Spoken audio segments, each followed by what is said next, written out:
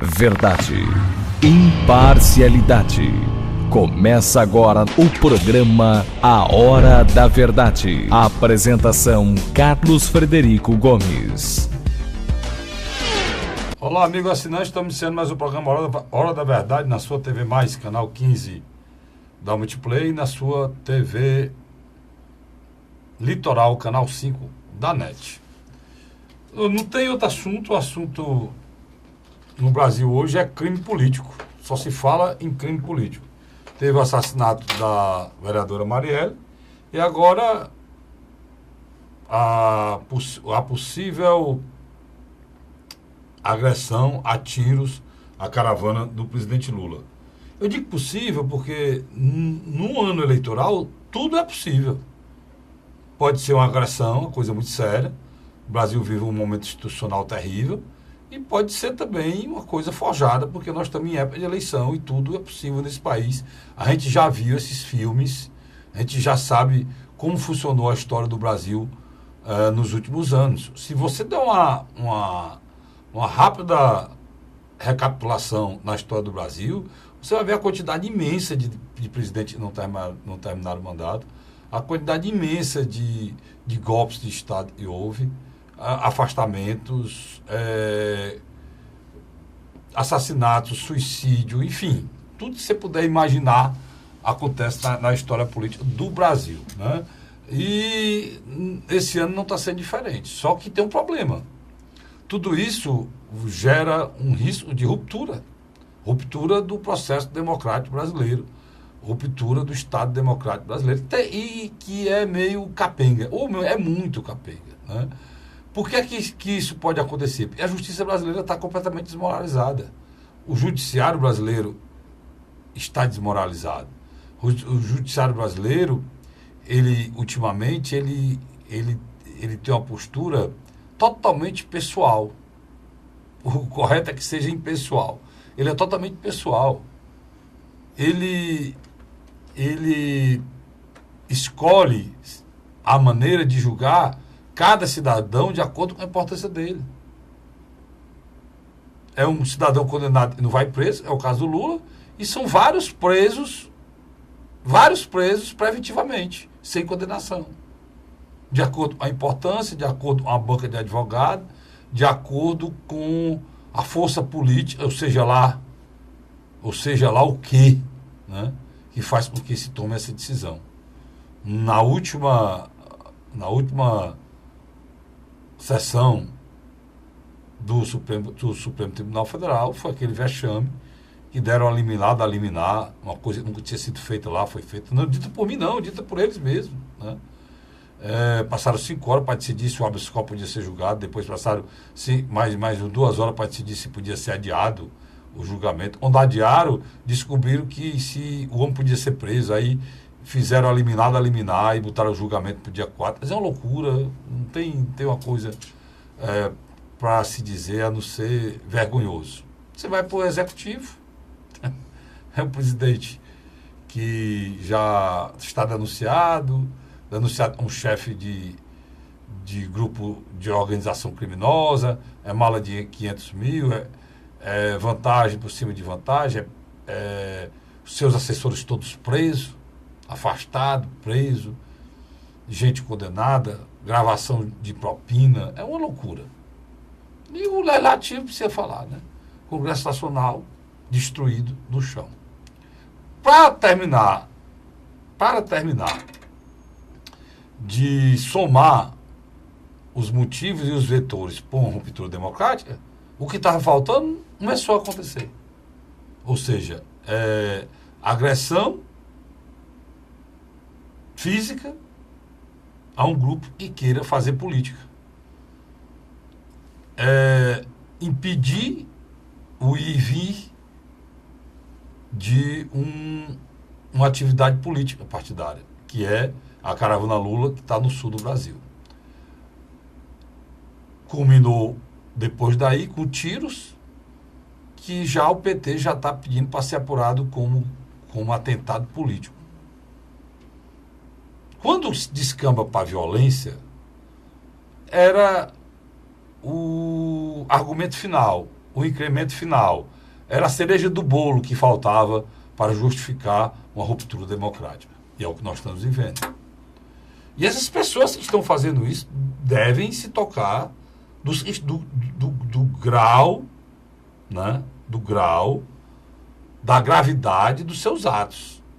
Porque pode levar o nosso país a uma ruptura democrática, a gente voltar a um processo de ditadura que passou-se décadas para ser estipado do país e chegasse a nossa democracia, que é uma criança, né?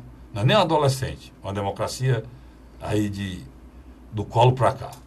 E mesmo sendo uma criança, está sendo ameaçada, né, para a gente voltar, retroceder a um tempo obscuro da ditadura, do cerceamento de direitos e garantias individuais do cidadão, apesar de a gente ter muito pouco. Então, é um caldo grosso de coisas ruins e vem acontecendo no Brasil há muito tempo. Você vem acompanhando isso tudo no programa Hora da Verdade. Todos esses passos do impeachment, do possível impeachment depois do afastamento do Temer, enfim, tudo que aconteceu você vem acompanhando aqui e a gente começa sempre estarrecido, todo o programa, e continua estarrecido. Estarrecido porque nunca se viu tanta coisa ruim acontecendo numa quadra de uma vez em um país como aconteceu no Brasil. A gente só consegue sobreviver economicamente. Esse país ele é espetacular. A realidade é essa. Por ele ser um gigante, por ele ter um parque industrial invejável, por ele ter um povo trabalhador, muito trabalhador, por sinal, e ser um país continental, a gente consegue sobreviver a tudo isso e ainda manter um certo padrão econômico que permite que o Brasil ainda continue sendo respeitado. Agora, a qualidade de vida do povo brasileiro, cada dia que passa, cai mais. E ninguém está nem aí. E o pior de tudo isso, de toda essa quadra, é que tudo isso está acontecendo, aí é que eu tenho medo, num ano eleitoral.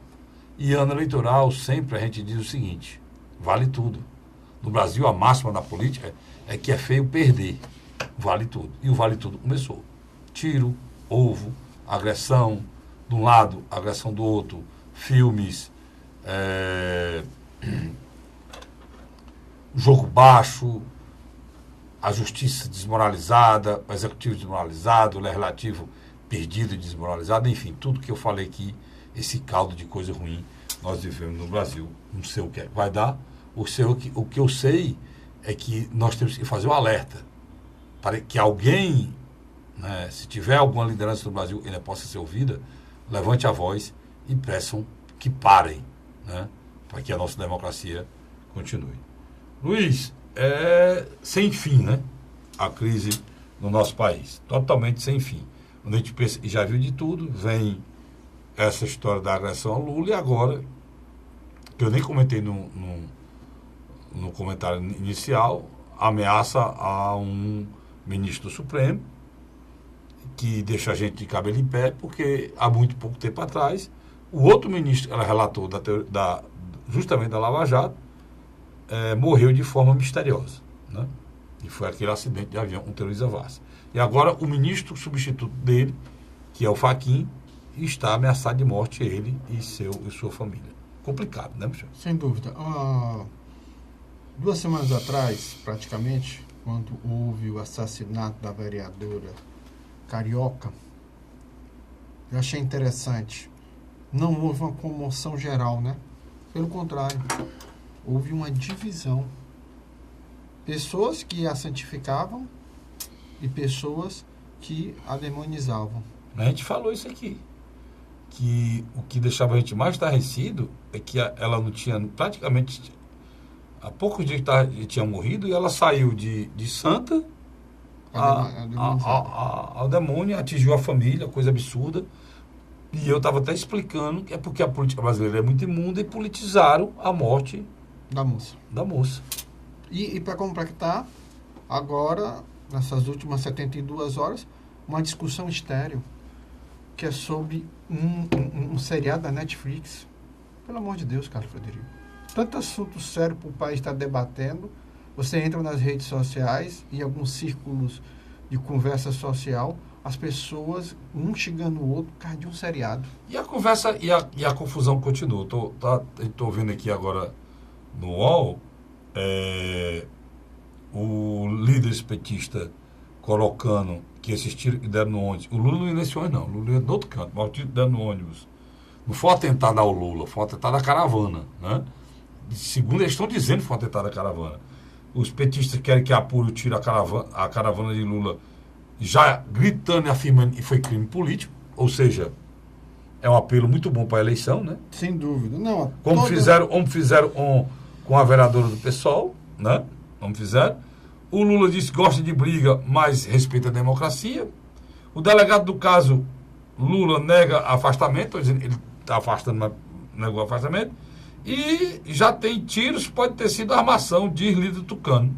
Está dizendo aqui. É isso que eu ia falar. Que os tiros pode ter sido armação para criar um factoide. Mas por que o PSDB adotou esse tom agressivo? Jair Messias Bolsonaro. Quer dizer, o PSDB, no lugar de levar o debate para outra seara, como, por exemplo, políticas públicas na área econômica, área social... Quem falou isso foi o Nilson Leitão, viu? Do PSDB. Não, mas estou dizendo, o PSDB começa a tentar usar o mesmo tom de agressividade de Bolsonaro e seus seguidores contra o petismo e o lulismo. Quer dizer, a nossa política ela vai abaixando o nível cada vez mais. Eu imagino o que é possível, né? Aí, Luiz, num país em que a mentira campeia, a história dessa fake news vai pintar e bordar esse ano. Se estão apelando para isso, cara. Estão apelando para mentira, armação, tiro. Estão apelando para tudo. Morre uma pessoa assassinada de forma bárbara, como foi a vereadora, fazem um uso político disso, um total descaramento, né?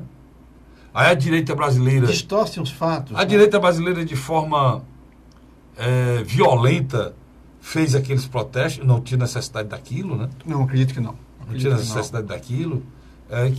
Qual o problema? Porque eu não posso nem concordar com as bandeiras dela, mas eu concordo que ela tinha o direito de defendê-las. Os caras estavam... Democracia é isso. No processo normal, cara. Democracia é isso. A caravana estava no processo normal de falar. Também. E ninguém tem o direito de impedir ninguém de ir a lugar nenhum, de cara. ir e vir. Ninguém tem o direito de impedir ninguém de ir a lugar nenhum. Apesar, a gente não vai deixar de ressaltar, que muitas vezes o PT fez isso, usou a violência naquelas agressões a... Mário Covas. Mário Covas. Os professores, numa greve de 99, o Mário Covas ainda se recuperando de um câncer, passou entre os professores e foi agredido com bandeirada e tudo na cabeça. O uso de ovos também não é novidade. A CUT usava muito. A questão também de invasão de fazenda, quebrar propriedade privada, destruir propriedade da Embrapa, como aí que é o X da questão. O PT não fica bem no papel de vítima. O PT, quer dizer... ele fica bem no papel de pedra. É aquela história. Você conhece o cara, aí o cara diz, rapaz, fui roubado. E ele pode até ter sido roubado, agredido, mas a fama dele é tão negativa que você nem sabe se ele não pode estar inventando essa história. É o que acontece hoje, infelizmente, com o Partido dos Trabalhadores e a sua principal liderança. Porque é interessante, quando você conversa com as pessoas, não acontece uma solidariedade instantânea. Não acontece. Assim, não podia ter feito isso, tal. As pessoas ponderam que não deveria ser feito isso, mas não se sensibilizam com o que o Lula está sofrendo. Eu vou dar um exemplo parecido com isso. Num processo em que Dilma estava perto de sair do poder. Você conversava com as mulheres, especificamente, e você notava que elas não se identificavam com o sofrimento da outra mulher. Pois é, o que a gente lamenta é que a discussão hoje é geral, no país como um todo, com medo em relação à ruptura. Agora, Luiz, antigamente tinha figuras que tinham respeito do país, né? Políticos, e no momento de crise como esse, se levantava e costurava a saída, né, fazia um encontro. Bora usar uma analogia do futebol? Hoje em Nós dia- tínhamos aquele jogador experiente do time, que quando a gente levava um gol, pegava a bola, botava debaixo do braço, ia para o meio de campo e dizia, calma, que a gente vai empatar e conseguir virar a partida. Quer dizer, no Congresso nós tínhamos, por exemplo, em épocas de crise, até pouco tempo atrás, um Ulisses de Guimarães, Pois é, tem vários. o Né? próprio Mário Covas. Agora, hoje, o problema nós vivemos num país raivoso, dividido, Radicalizado. totalmente radicalizado. A direita faz questão de demonstrar o ódio à esquerda em todos os sentidos. E a esquerda A mesma também não ajuda muito, não. é da mesma maneira, né? Retruca da mesma maneira, com a mesma violência, esse ódio da direita. Só que há um detalhe. E que é muito bem representado pelo Lula e pelo Bolsonaro. Mas só que tem um detalhe. Quando a esquerda, há 20 anos atrás, fazia o jogo raivoso, você tinha uma direita extremada muito pequena. E essa direita extremada, ela veio crescendo nos E desorganizada, né? desorganizada. Mas nos últimos 10 anos, ela tomou corpo. Mas você sabe por quê, Luiz? Tomou. Você avaliou por que tomou fogo? Principalmente pelo fracasso do sistema partidário brasileiro. Mas eu acho que não é só isso, não. Eu acho que a esquerda exagerou. Algumas bandeiras, Algumas temas, bandeiras eu acho que sim. e temas afrontou a tradição familiar, afrontou a vida do cidadão comum brasileiro, a sua religiosidade, a sua família, a maneira que ele vê a família, Desvirtuou os direitos humanos. a questão dos Desvirtuou. a questão dos direitos humanos, Ela desvirtuou. ficando sempre do lado do direito humano do bandido, esquecer a vítima, né? Isso gerou, foi criando uma legião de pessoas Germinou. que jamais se atentavam nem para a política. E hoje estão na trincheira lutando contra isso, porque atingiu a vida delas. Você, por exemplo... Tu se lembra da história dos aloprados do PT, né? Eu me lembro... Alopraram nessa área também. E criou isso, Luiz. Eu não tenho a menor dúvida disso. Olha, a esquerda, ela teve o poder de distribuir, ela colocou 30 milhões de brasileiros para consumir, que antes não consumia, né? Ela permitiu... Mas só para consumir, depois que o dinheiro secou... Mas ela colocou. Mas depois que o dinheiro secou, tá aí. Não, mas ela colocou, o Brasil conseguiu rodar num momento de crise mundial. Sem dúvida. Com o ProUni, vários brasileiros pobres se formaram, né? Milhares de brasileiros pobres se formaram. O Ceará tem uma escola técnica, hoje tem mais de 100. Não, tem. Tem um lado positivo. Houve um avanço muito grande na área da universidade, né? Houve um avanço grande também na questão da distribuição de renda, da agricultura familiar, na questão da distribuição de renda, na questão do valor do salário mínimo. Tudo isso aconteceu, tudo foram coisas... Cara, Frederico, isso aconteceu e foram coisas boas, importantes. Você esperou quantos dias para receber seu primeiro celular da Tele Ceará? Pois houve mudanças... Você passou meses... houve mudança na área de comunicação. Na área de comunicação, que eu já nem sei, não posso nem reputar se foram boas ou não, sei que avançou muito. Agora, o que eu estou querendo falar, Luiz, é que junto com esses avanços, que eram importantes, a esquerda não se contentou e quis fazer novas famílias e quis atacar a religiosidade e quis contrapor tradições e gerou um detalhe. E gerou o que nós estamos vivendo aqui hoje. Um detalhe. Olha, o exemplo claro, houve um ataque formalizado contra a fé, né? Porque a fé do Brasil, ela também tem um pedaço político. E que tradicionalmente eram contra a esquerda. E eles achavam que eles tinham que destruir esse pensamento e procuraram meios, estratégias que levou ao ódio que hoje existe. Olha, ninguém nunca pensou ter Globo e Record junto, Luiz. A Globo e a Record eram antagônicas, eram contrárias, né? E a Record que representa o evangélico, e o resto da Igreja Católica que ficou perdida nesse processo, hoje a Igreja Católica está unida com a Record justamente contra a Globo, para tu ter ideia, que tem um pensamento Liberal ao extremo, né? Liberal ao extremo. Porque uma coisa é você falar a favor da diversidade, que você tem que respeitar, outra coisa e é não você pode ser homofóbico. Outra desfocar coisa a família tradicional. é você colocar num livro para uma criança que ela tem o direito de escolher o sexo que ela quer ser, falar em sexo de uma criança de 5 anos. Qual é o pai que quer sua filha, seu filho falando de sexo em 5, 6 anos de idade, como é aquela história, e quiseram passar a nível nacional e no estado daquele pensamento enlatado que veio da Europa para cá, que é a igualdade de gênero, né? É interessante, na novela das 21 horas da Globo, tem um cara que era médico, casado com uma moça, se assumiu que é gay, vive com um rapaz moreno, afro-brasileiro, tá entendendo? Da mesma casa. Como se isso fosse natural, sabe? Quer dizer, a Globo, de alguma maneira... Mas isso acontece, Luiz, não é na novela, cara. Isso acontece quando termina um noticiário. Eles estão classificando a família brasileira, de um homem, a mulher e os filhos, como uma família, mudou o nome, é a família tradicional, atrasada.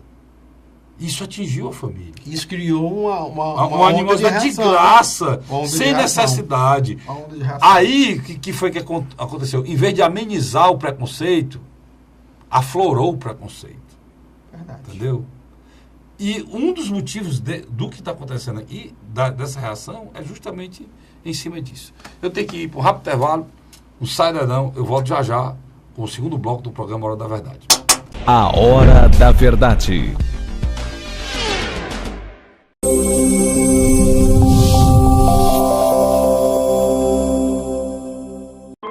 A Assembleia Legislativa começou a campanha Ceará Sem Drogas.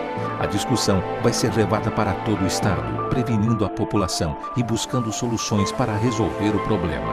Participe da campanha.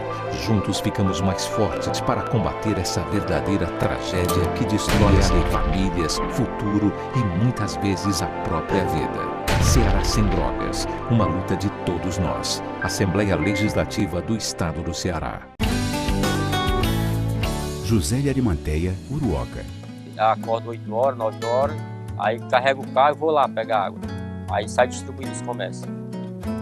Estrada dessa, faz gosto de você andar. Você não gasta pneu, tem economia no bolso e anda rápido. Sertanejo pega uma estrada boa, fica feliz, fica contente. Assim como o trecho que liga Uruoca a Martinópole, o governo do Ceará está fazendo mais de 1.000 quilômetros de estradas mais importantes da vida de muita gente. Governo do Ceará.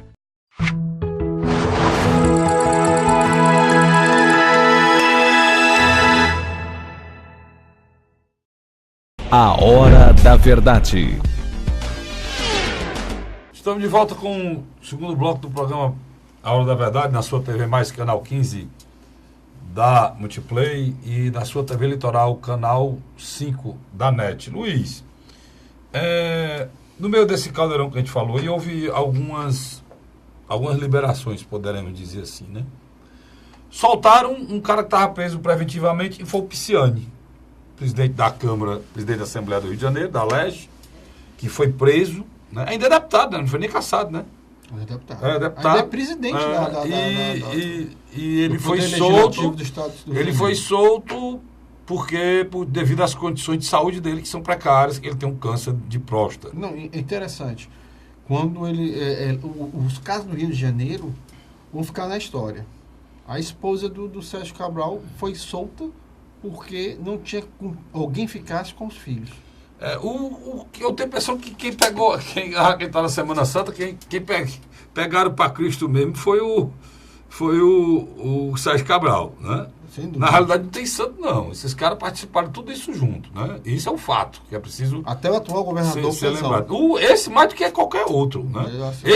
Olha, a maior afronta ao Estado Democrático de Direito e à justiça brasileira é o Pezão continuar no governo.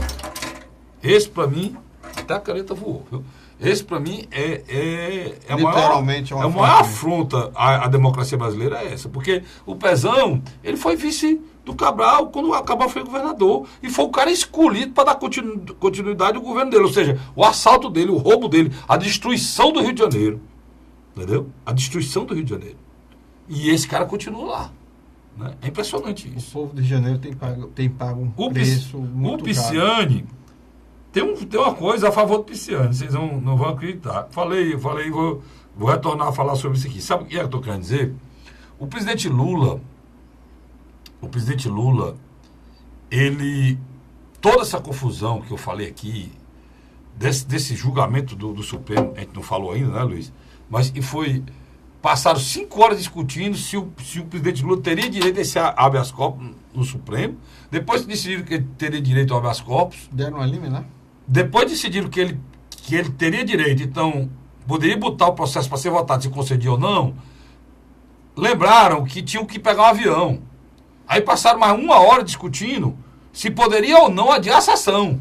Resolveram que podiam adiar. Aí depois que adiaram, o advogado de defesa lembrou que se a sessão fosse adiada, para que o ministro Marco Aurélio, o grande causador, inclusive, do embate, do debate, que foi quem levantou a questão de ordem para que essas ações genéricas em relação à prisão em segunda instância fosse revista. Pois o cara criou o problema e disse que tinha que pegar um avião para passear. E eles adiaram. E depois que adiaram, Luiz, eles se lembraram que tinha um advogado de defesa lá e disse: enquanto o Lula vai ser julgado segunda-feira, ele vai ser preso. Aí eles inventaram a liminar, né? Liminar. Né? E criaram um bicho que ninguém conhecia, que era uma liminar para aguardar eles voltarem das férias de 11 dias da Semana Santa, porque enquanto eu estou aqui gravando hoje, quinta-feira, Santa, eles estão de férias desde a semana passada, cara. Eles não podem interromper 1 minuto, o cara não pode deixar eu pegar o avião, não. Eu tenho que pegar o avião. Mas o Brasil que espere. Deu no que deu, tá aí a confusão lá. O Luiz lembrou isso lá no nossa co-irmã, Luiz, é verdade, você falou. Quer dizer, que nós estamos num embate, que eu expliquei a você que... Um dos culpados que você disse. Por criar esse caldeirão que estourou agora na região sul. Foi a falta de julgamento, você lembrou muito bem. O Luiz você está certíssimo, isso aí não foi. Se tivesse julgado aqui naquele dia, o Lula nem teria ido para essa caravana. Provavelmente não. E nós teríamos hoje, com certeza, uma probabilidade muito grande de ele estar literalmente encarcerado. É o Supremo Tribunal Federal contribuindo para essa instabilidade que a gente vive. É impressionante isso. Na entrevista de segunda-feira dessa semana do juiz Sérgio Moro, o que nós notamos? Nós notamos que o Sérgio Moro, muito habilmente, construiu um lobby ao lado dele. Movimentos sociais que estão se organizando para ir para a rua e grande parte da imprensa. Você tem uma ideia, no Congresso, a MP sobre a prisão depois de segunda instância está ganhando assinatura, independente do presidente Rodrigo Maia e Michel Temer. Interessante isso. O Moro levantou, né? Lembrou que a gente não devia ficar, se isso acontecesse, ninguém deveria ficar triste, não. E a saída podia até ser na eleição. O próprio presidente se comprometer, né, em lutar para aprovar a prisão em segunda instância. Coisa que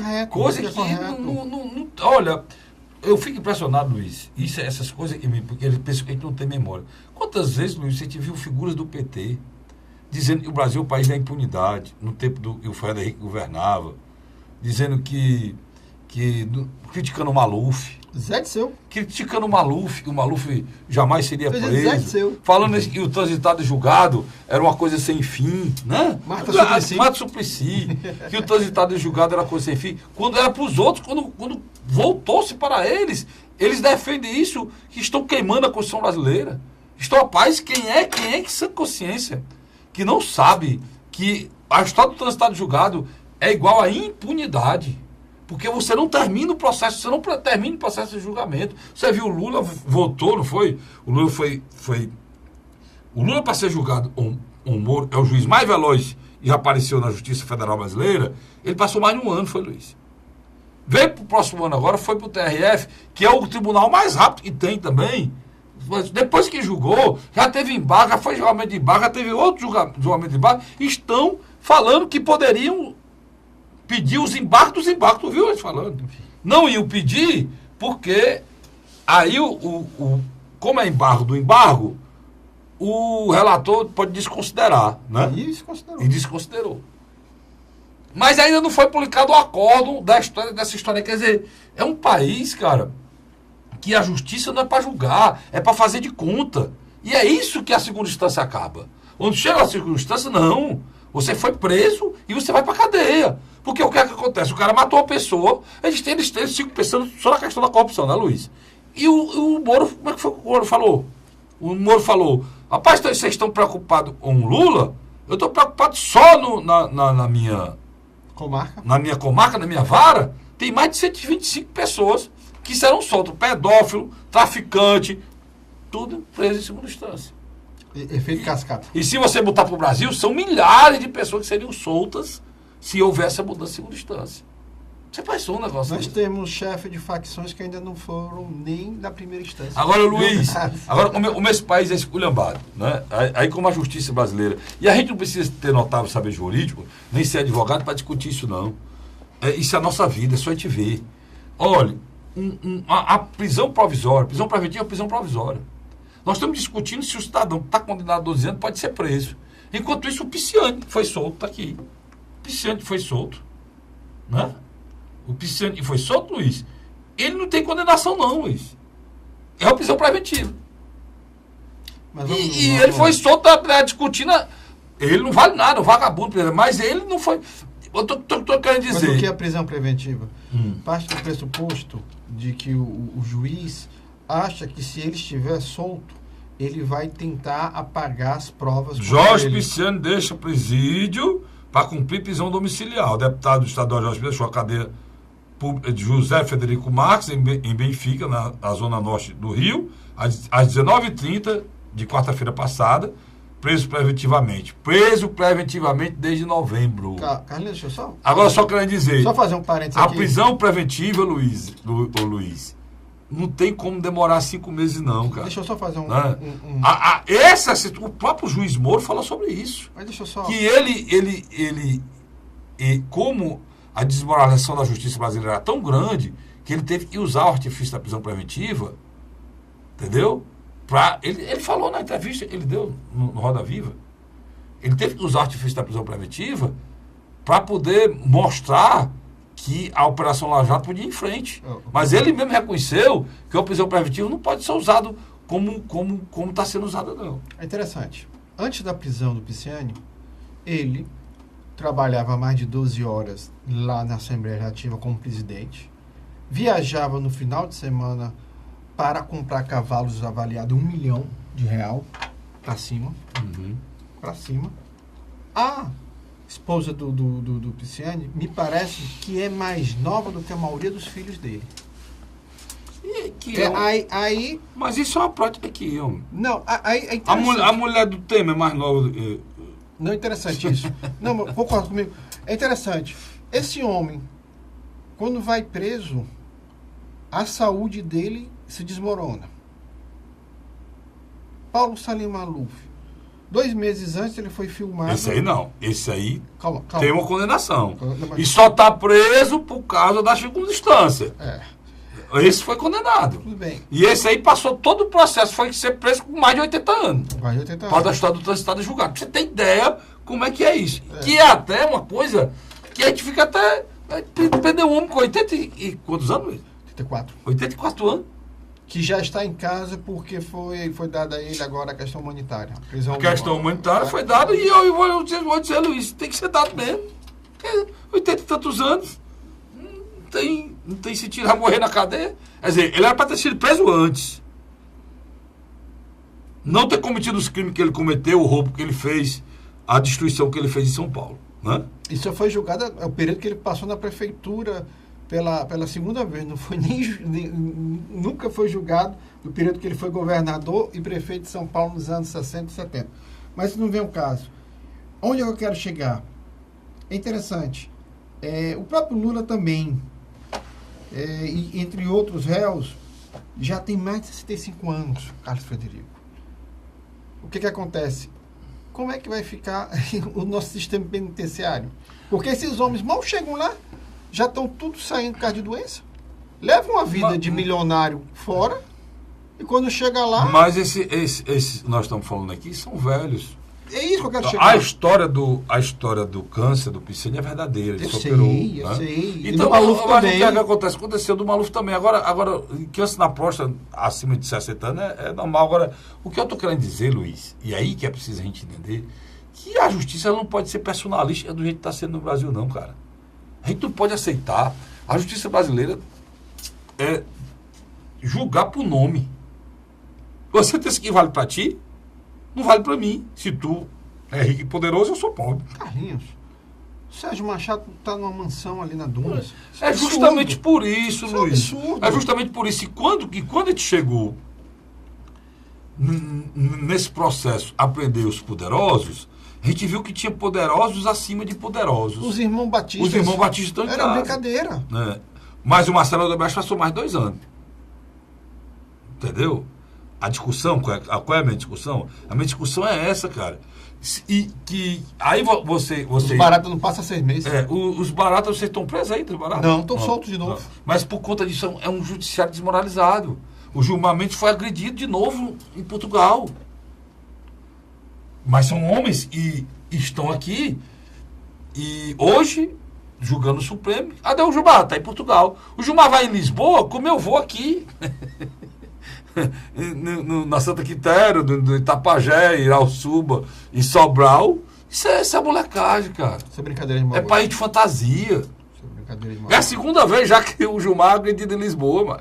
Acho que ele mora lá em Lisboa e diz que é cidadão brasileiro. Foi agredido em Lisboa. Agora, quando as pessoas dizem que nós podemos retroceder a nossa democracia, como eu fiz o comentário inicial, nós já retrocedemos. Nós já vivemos uma democracia sem valor, né, Luiz? Carcomida, que ninguém acredita mais. Você não acredita no Congresso Nacional. Acredita? Não. Você não acredita no vereador da sua cidade. Você não acredita no prefeito da sua cidade, do governador da sua cidade, do governador do seu estado. Você não acredita na sua Assembleia Legislativa como um todo, nem no Congresso Nacional, nem você acredita no juiz, porque o juiz, ele vai julgar um político por receber um dinheiro indevido, e ele recebe um dinheiro indevido, porque ele recebe o dinheiro, um auxílio moradia, tendo casa. É ilegal. É ilegal não, é legal. O Fux disse que é legal. Outro ministro supremo, que transformou uma ilegalidade na legalidade, o ministro Fux.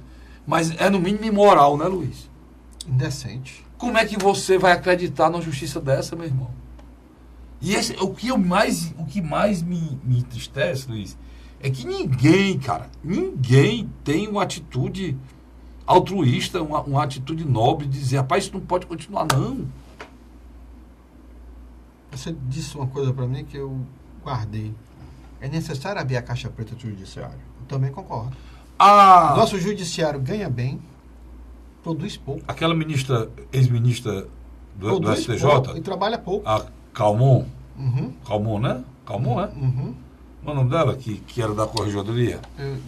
Não sei se é Calmon. O sobrenome dela é Calmon, mas o primeiro nome agora me faltou. Ela, agora, há poucos dias atrás, ela disse que lamentava demais que a Lava Jato não chegava no judiciário.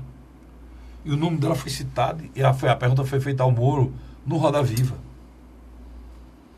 E o Moro disse que se aparecer e tal, ninguém ficava diante da lei, mas a gente notou que tinha ali uma coisa. Uma proteção. Uma proteção. E aí você não acredita nesse país. Não dá para acreditar. O único poder que poderia dar ao povo brasileiro a certeza de que isso é uma democracia. Era o guardião. Isso é um país republicano, é uma democracia, as pessoas são iguais, ninguém vai ficar acima da lei, que todos nós somos iguais perante a lei, era o Poder Judiciário. Nos Estados Unidos... E ele está desmoralizado. Nos Estados Unidos, o Trump disse que ia expulsar Deus e o mundo A justiça chegou e disse, epa, Trump disse, não pode entrar aqui determinado tipo de nacionalidade.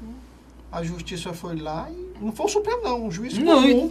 Um juiz comum. E muita coisa lá tá com dificuldade. Ele justamente. disse, não, ele não pode alterar isso, não. Então, Luiz, o que eu lamento é que, eu já disse isso aqui, e vou repetir, o Luiz sabe, eu postei isso aqui, as eleições, ela lhe permite mudar 2 terços do Senado, lhe permite mudar todo o Congresso Nacional, toda a Câmara dos Deputados, lhe permite mudar o seu governador, lhe permite mudar a sua Assembleia como um todo, né? Lhe faz com que você tenha o direito de escolher o seu presidente da República. Mas quem é que vai mudar os tribunais? É necessário essa reforma. Mas quem faz? É necessário essa reforma. Quem faz? Não tem quem faça. Não. Agora, é interessante, nós estamos terminando esse segundo bloco, mais interessante, essa medida provisória, na qual tem toda a certeza que passará tanto na Câmara como no Congresso, a favor do julgamento transitado em segunda instância, já é um passo importante. Quer dizer, até determinados parlamentares que se preocupam mais do que o seu umbigo, já estão escutando as vozes. Também já está livre, é bom lembrar isso aqui. O seu Dias Toffoli devolveu, estava sentado em cima do. Era o Dias Toffoli? Era. Estava com o processo do fórum privilegiado e já devolveu. Agora só falta a Carmen Lúcia pautar. Porque a mudança do fórum privilegiado não pode ser mais feita por uma emenda constitucional por conta da intervenção no Rio, né? Mas o Supremo estava julgando essa história de se era necessário ter esse fórum privilegiado para tanta gente, né? E estava indo no caminho quando o seu Dias Toffoli pediu vista e passou 3 meses com o processo aí. Agora devolveu. Resta saber se a ministra vai pautar ou não, né? A ministra Carmen Lúcia acho que é a criatura mais pressionada do planeta, né? E tem algumas pessoas acham que as atitudes dela são nobres, são corretas. Tem gente que desconfia, né, Luiz? Eu acho que depois de que ela fez aquela besteira em relação a Aécio Neves, para mim o Aécio Neves devia estar na cadeia. Aquela ali foi ali. Tudo de ruim começou ali, né, Luiz? Tudo que terminou de destruir o Supremo e colocá-lo. O Demóstenes perdeu o mandato. Aquele outro do PT perdeu o mandato. Pois é. Foram presos. E, puxa vida. Eu vou terminar esse bloco aqui agora. Não sai daí não, que no próximo bloco nós vamos discutir a questão séria em relação aos ataques terroristas, tem outro nome, que foram feitos aqui no estado do Ceará, e lamentar a postura dos políticos, em vez de se unir para nos defender, eles estão se aproveitando da nossa tragédia politicamente. Sai daí não, a gente volta já já. A Hora da Verdade.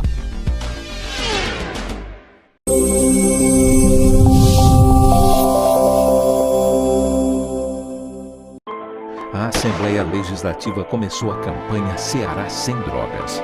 A discussão vai ser levada para todo o estado, prevenindo a população e buscando soluções para resolver o problema. Participe da campanha. Juntos ficamos mais fortes para combater essa verdadeira tragédia que destrói famílias, futuro e muitas vezes a própria vida. Ceará Sem Drogas, uma luta de todos nós. Assembleia Legislativa do Estado do Ceará. José de Arimanteia, Uruoca. Acordo 8 horas, 9 horas, aí carrego o carro e vou lá pegar água. Aí sai distribuindo os comércios. Estrada dessa, para gosto de você andar, Você não gasta pneu, tem economia no bolso e anda rápido. Sertanejo pega uma estrada boa, fica feliz, fica contente. Assim como o trecho que liga Uruoca a Martinópole, o governo do Ceará está fazendo mais de 1.000 quilômetros de estradas mais importantes da vida de muita gente. Governo do Ceará.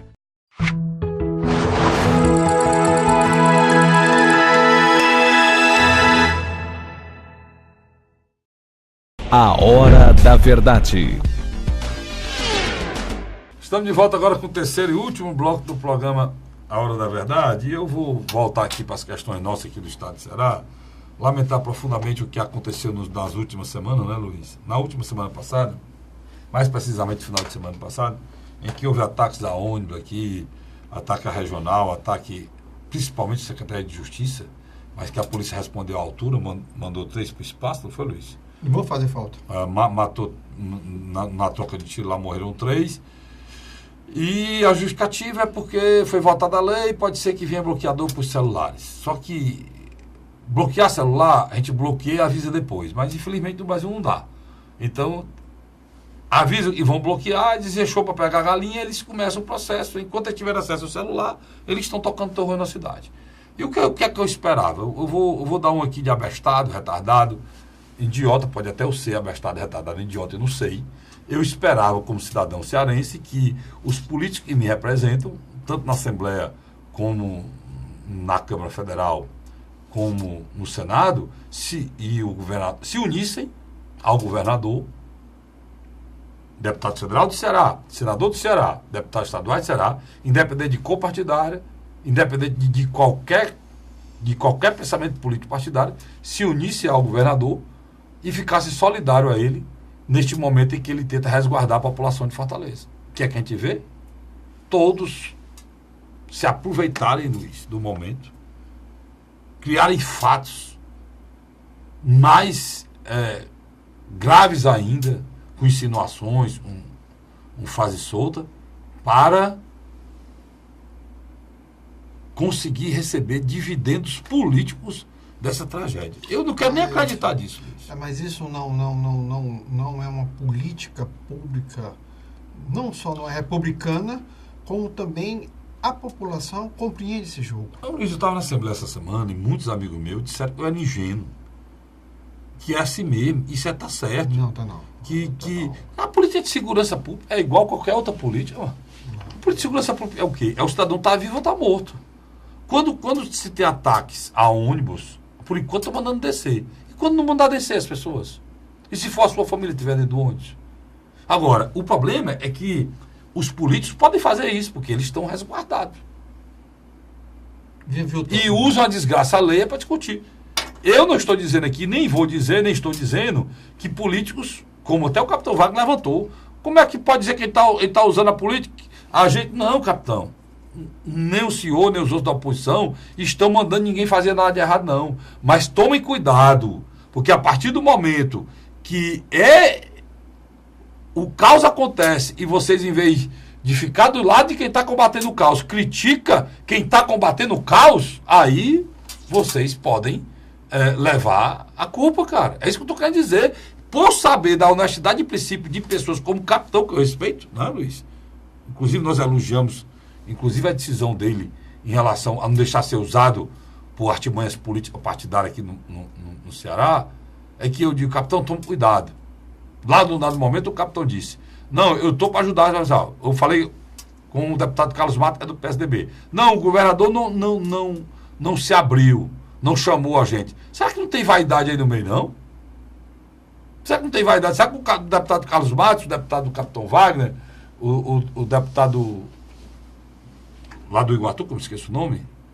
Agenor, não, o deputado do Iguatu não, lá do Tauá, ex-prefeito que é ligado ao Domingos, Odilon Aguiar. Será que se vocês pegassem o telefone e ligassem para o governador, dissessem, governador, nós estamos solidários no combate a esse terrorismo que está acontecendo no Ceará, porque a nossa preocupação é com a população cearense. Ele não recebia vocês de braços abertos, não, Luiz? O que tu acha, Luiz? Eu acredito, pelo que você está me falando, eu acho que é falta de interesse.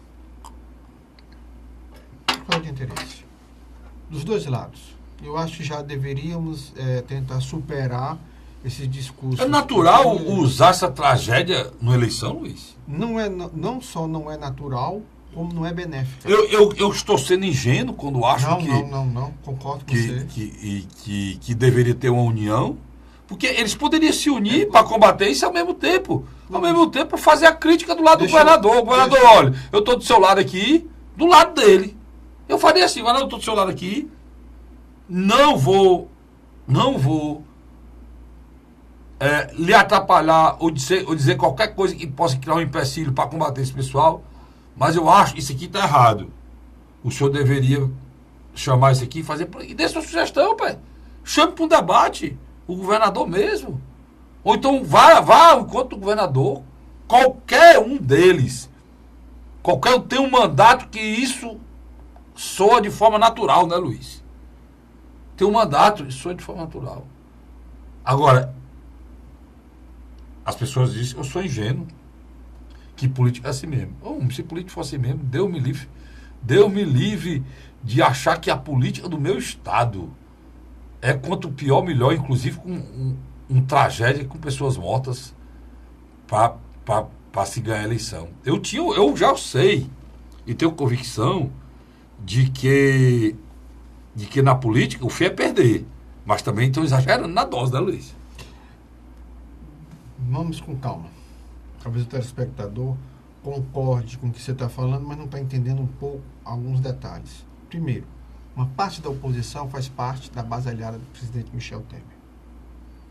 Eles poderiam estar ajudando, junto ao presidente, para a liberação de recursos, na qual esses recursos ajudariam tanto na criação de mais presídios, como também no aparelhamento e melhora do salário dos oficiais aqui do estado de Ceará. Isso estou dando um exemplo. Esquecer essas questões eleitorais que estão próximas.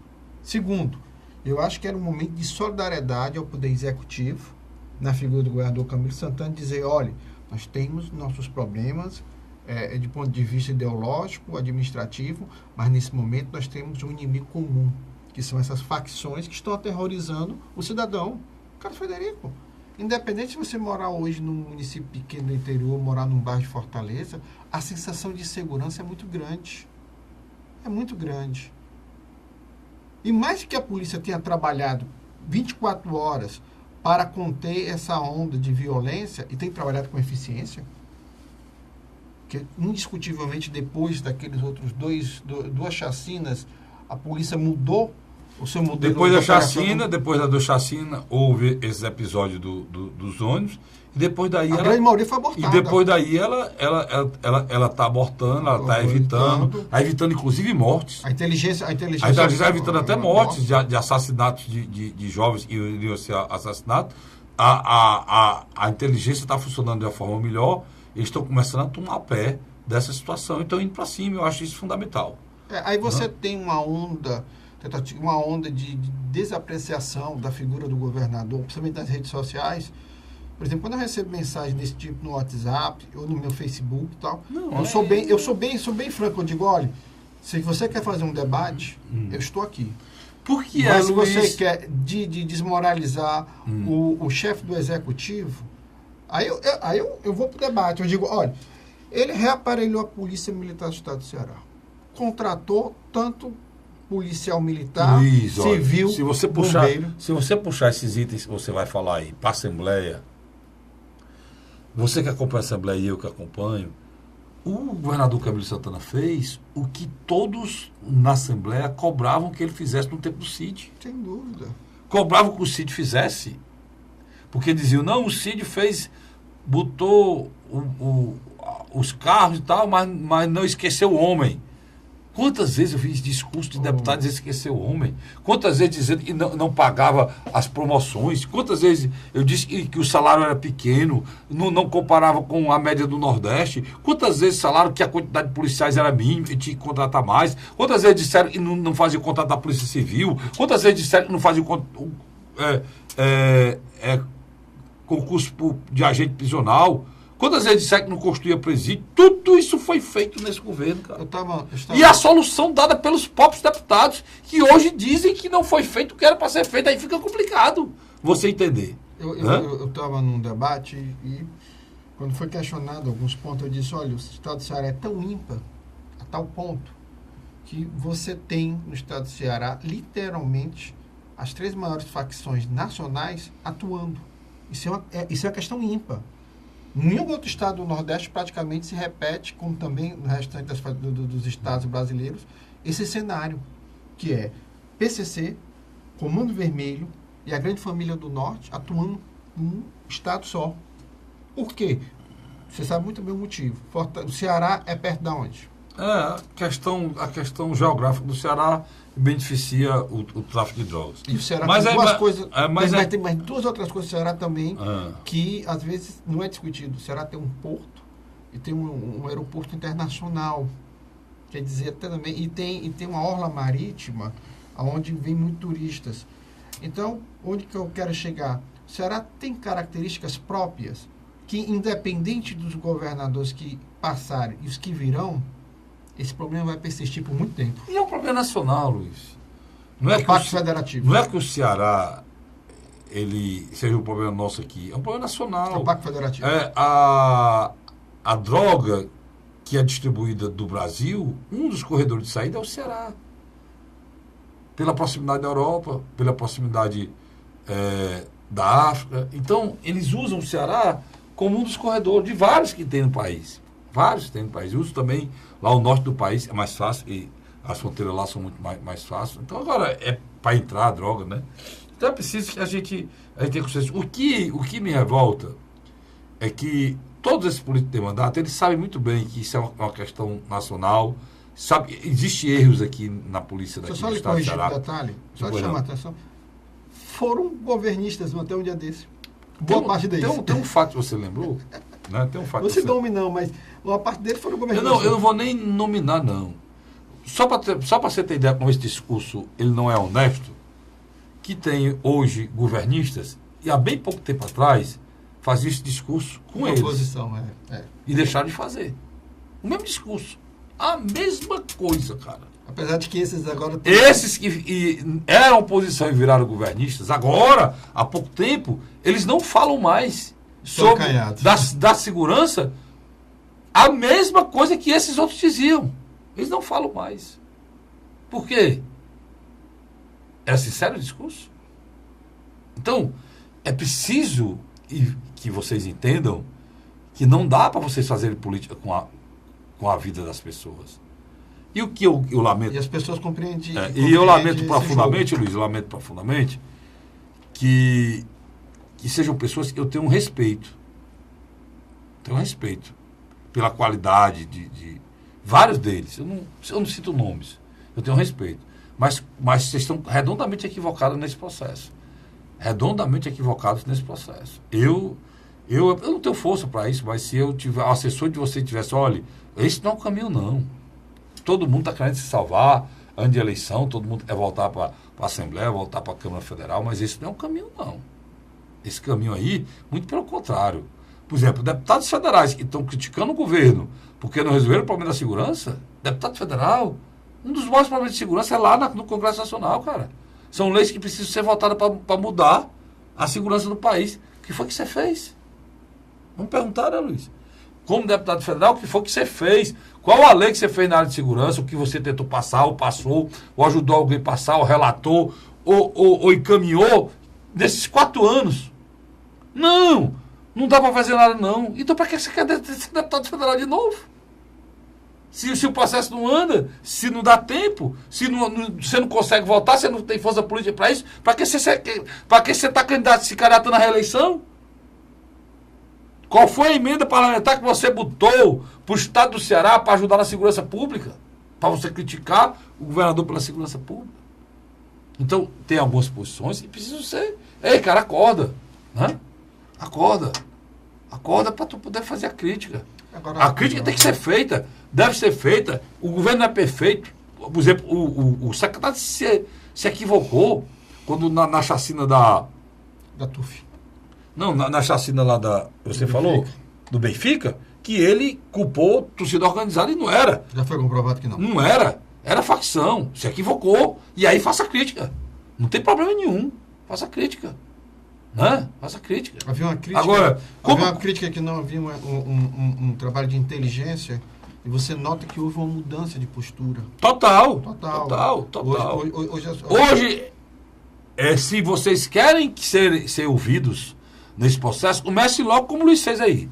Reconhecer que estava tudo errado, não tinha trabalho de inteligência, passou a ter, porque os resultados estão começando a aparecer. Vou dar um exemplo claro, que a questão é nacional. O helicóptero que matou aqueles membros do PCC, eles foram recuperados encontrados aonde? No mangue lá no mangue lá do Aracati? Foi? Ou foi no mangue aqui da Barra do Ceará? Ou foi lá em São Paulo? Como é que o governador vai ter força de investigar, de prender criminosos que matam aqui e tem sede em São Paulo? De onde é que os tentáculos do governador podem ir além das fronteiras, Luiz? Só se houver um trabalho junto com o governo federal, monitorando os estados e criando um cadastro único, né? Porque, por exemplo, eu posso roubar aqui e fazer o que bem entendo, quando eu entro no outro estado, eles não têm meu cadastro. O que eu estou querendo dizer que qualquer um, Capitão Wagner, Tasso Gereissati, Ailton Lopes, são os pré-candidatos, né, Luiz? Qualquer um. Ciro Saraiva, qualquer um que ganha a eleição, e for para lá, vai passar pelo mesmo problema. Tenha a humildade de dizer isso, pessoal. O governador Cid Gomes, lá atrás, quando o doutor Luiz, angustiado com a violência, o governador Cid Gomes montou um projeto de Ronda do Quarteirão achando que podia resolver. Foi eleito governador. Fez muito pelo Ceará, demais. Foi o governador que mais realizou. Mas resolveu o problema de segurança? Resolveu? Não. Então, não quero repetir essa dose, não.